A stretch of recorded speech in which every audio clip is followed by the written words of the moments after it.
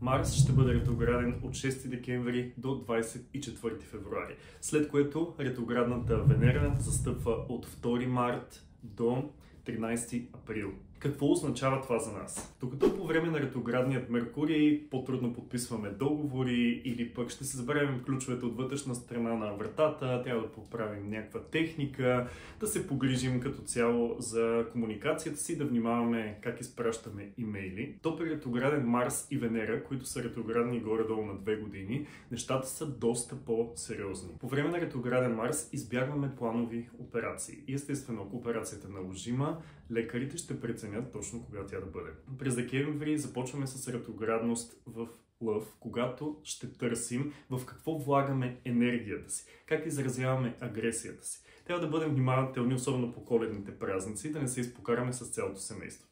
След което през януари и февруари Марс ще бъде ретрограден в знака на Рака, което още веднъж насочва към семейството, към нашите емоции и как успяваме да ги изразим във външната среда. Той ни насочва към това как разпределяме усилията си, в какво влагаме живителната си енергия, в какво състояние е нашият сексуален живот, до каква степен спортуваме и какво. В дома или домовете, където нашият Марс ще бъде ретрограден, ще засегне именно тези теми една идея по-сериозно и трябва да обърнем повече внимание. Когато една планета е ретроградна, тя се намира максимално близо до Земята и просто иска да й обърнем по-сериозно внимание. Ретроградната Венера от 2 март до 13 април започва първо ретроградното си движение в Овен.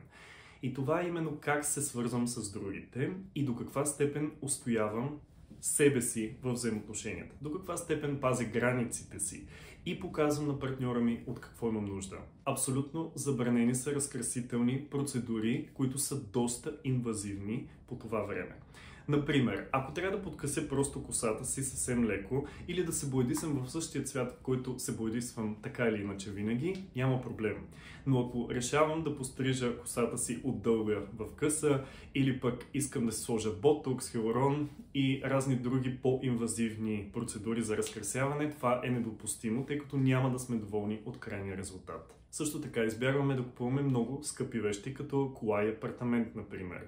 И ако все пак това е силно наложително, трябва да се посъветваме с нашия астролог. Венера обръща много силно внимание на партньорските взаимоотношения и да, тогава, когато замитаме неща под килима и не сме напълно откровени за нуждите си в взаимоотношенията, тогава Венера ще изкара всичко наяве и може да се поскараме. Но пък за двойките, които имат прекрасна комуникация помежду си и винаги действат с отворени сърца, там няма никакви проблеми и напротив, бидейки Венера най-близо до Земята, тя дава изключително изобилие, красота и радост в партньорските отношения. Венера отговаря за нашите финанси. Съответно, в началото на този период е много добре да седнем и да разпишем, дали в екселска таблица или просто на един тефтер, за следващите години, какви са нашите финансови цели. Да разгледаме живота си като счетоводство на една фирма с приходи, разходи, непредвидени разходи. Какви са възможностите за това да преживея една криза и да се справя чудесно с нея, т.е. да проявя достатъчно гъвкавост, имам ли спестявания, които ще ми помогнат да изляза от нея.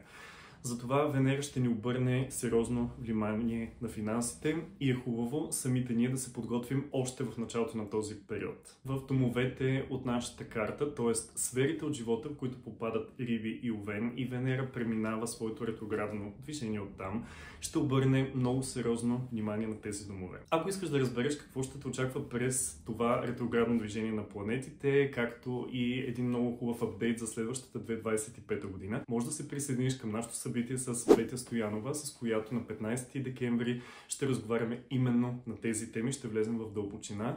Това ще бъде workshop, т.е. ще работим с наталната карта. Не е напълно задължително да познаваш домовете в астрологията, но е важно да генерираш своя натална карта и по нея ще работим и ще разбереш точно какво те очаква спрямо големите планетарни събития за тази следващата година. Ако не успееш да се включиш на живо в събитието на 15 и да зададеш своите въпроси накрая, ще можеш да гледаш workshop-а ни на запис малко по-късно. Записването става през сайта ми, ще те очакваме с нетърпение.